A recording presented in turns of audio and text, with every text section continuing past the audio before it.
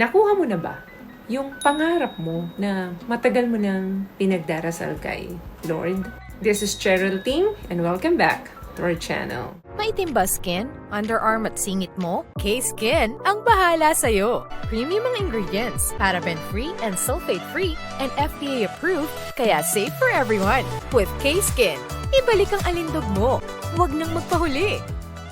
Minsan kasi, kapag matagal nang hindi nangyayari, no, nakukuha ninyo yung pangarap ninyo, iniisip ninyo baka hindi talaga ito para sa akin, hindi talaga ibibigay ito ni Lord sa akin, kasi ang tagal-tagal mo nang hinihiling ito. Pero, possible kasi na kaya hindi mo lang yan nakukuha ay dahil hindi mo pa ito season. Hindi pa ito yung panahon mo. Kaya ang akala mo, rejection ito. Pero alam mo ba, na preparation lang yan. Kasi baka pag binigay niya yung mga pangarap mo noon na hiniling mo sa kanya ay hindi ka pa handa. Sayang naman kung mawawala din. Possible din na kaya hindi niya binigay yun sa'yo nung mga panahon na hinihiling mo sa kanya yun is baka sisirain ka lang. Okay, let's talk about signs na abot kamay mo na ang pangarap mo.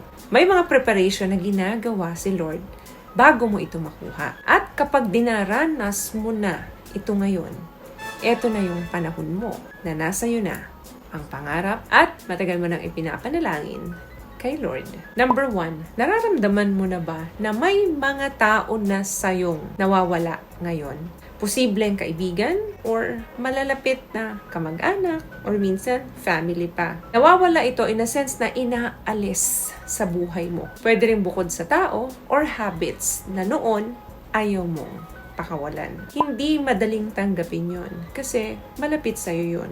Pero baka ang mga bagay na ito yung nagiging hadlang kaya hindi ka handa sa pagtanggap ng blessing galing kay Lord. Kasi kung nandito yung mga habits na to at mga tao na to, sila yung nakaharang sa dadaanan ng blessing na yon. Kailangan may mawala muna sa'yo bago makapasok yung tamang bagay. Number 2, napapansin mo ba na tahimik ang kapaligiran? Tahimik ang buhay mo kumpara noon kasi nawala na yung mga taong hindi mo naman kailangan sa buhay mo.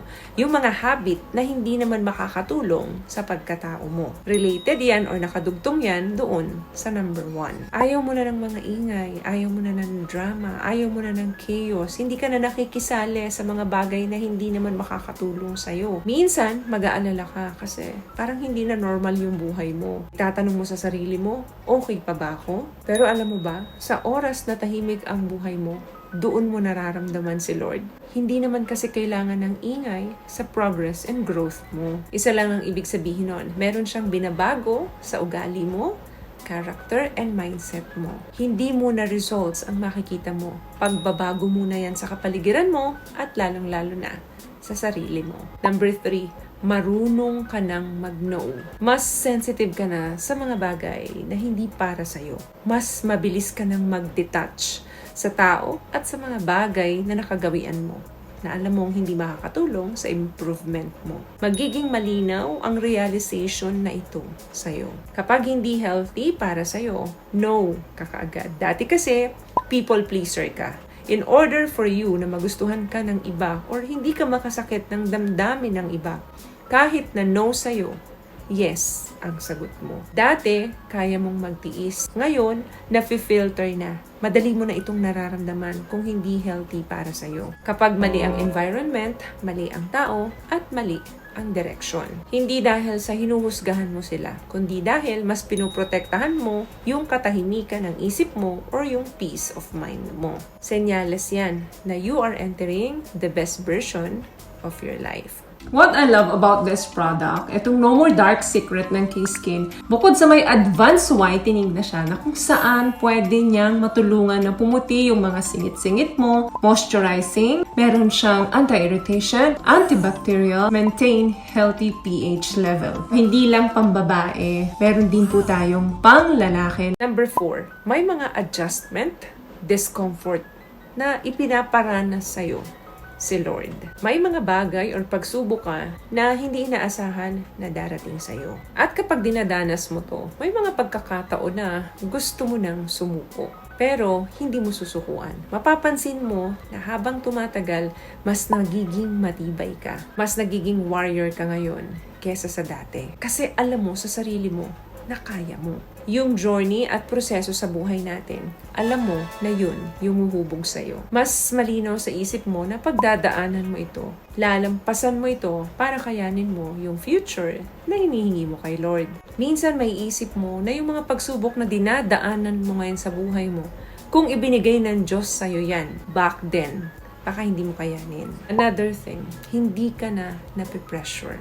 Hindi ka na desperado. Yes, gusto mo pa rin makuha yung pangarap mo, pero hindi ka na nagmamadali. Hindi ka na nakikipagkarerahan. Hindi ka na natatakot. Mas kalmado ka ngayon. Wala ka nang hinahabol para mapantayan ang timeline ng iba. Merong payapang parte ng utak mo at ng puso mo na alam mong darating sa'yo yung bagay na hiniling mo noon. Hindi man very, very soon, pero alam mo, darating sa'yo. Akala kasi natin yung mga blessings is yung mga bagay lang na pwedeng mahawakan. Pero alam mo ba, habang naghihintay ka, kung kailan darating ito sa'yo, yung best version mo ngayon, yung pagbabago mo ngayon kumpara sa dati, yung pagiging matibay mo ngayon, yung pagiging handa mo ngayon, at yung pagiging kalmado mo, na malawak ang pangunawa at may peace of mind sa buhay, ay isang blessing na galing sa Lord. Alam niyo po, marami na akong nasaksihan ng mga taong nagbago ang buhay, yumaman, pero nasira din naman dahil sa pangit na pag-uugali. Hindi na bago yung pagkatao, yung character nila. Nalunod sila ng pride or nalunod sila ng karangyaan. Kaya kung nasa tahimik ka na season ng buhay mo ngayon, ibig sabihin, may ginagawa ang Diyos sa'yo para sa pangarap mo. Ibig sabihin, hinahanda ka niya. Ibig sabihin, malapit na yan sa'yo. Minsan yung delay, protection pala. Redirection pala. Kasi baka nasira ka kung nung mga panahon na yun ay nakamit mo siya. So, may nakuha ka bang tips sa mga napag-usapan natin ngayon? At kung nagustuhan mo ang ating video, please give it a thumbs up, comment down below. Thank you for subscribing and thank you for sharing this video. Always love yourself and be a blessing. Bye!